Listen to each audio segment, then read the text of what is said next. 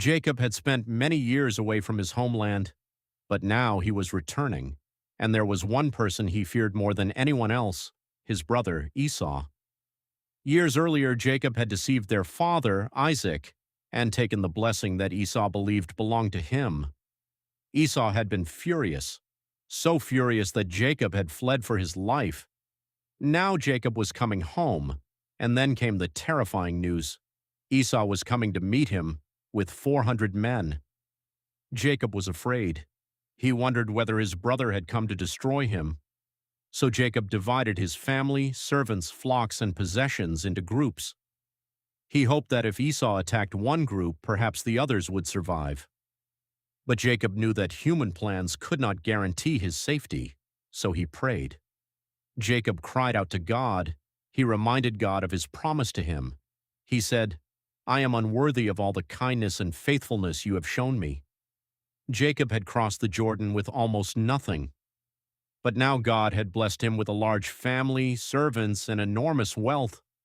Yet despite everything he possessed, Jacob was still afraid. He begged God to save him from Esau.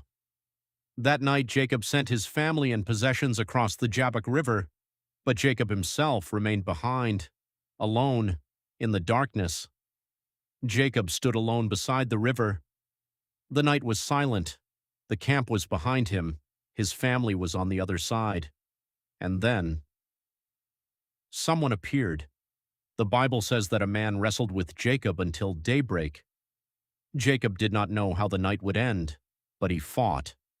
The two struggled throughout the darkness, hour after hour, neither one giving up. Jacob refused to surrender. The mysterious man was stronger than Jacob.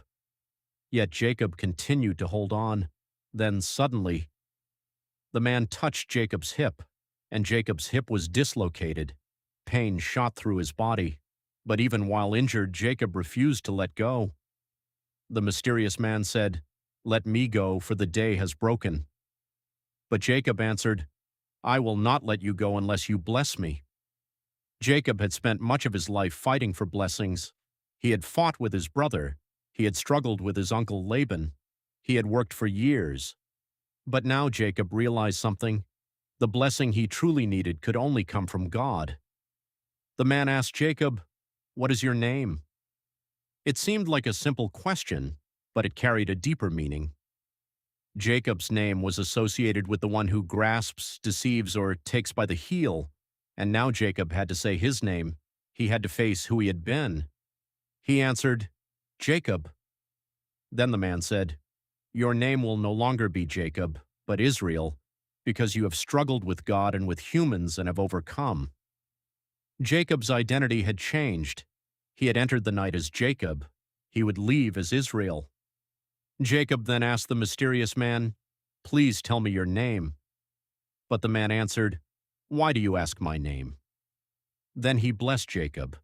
And suddenly Jacob understood that this encounter had been far more than an ordinary fight.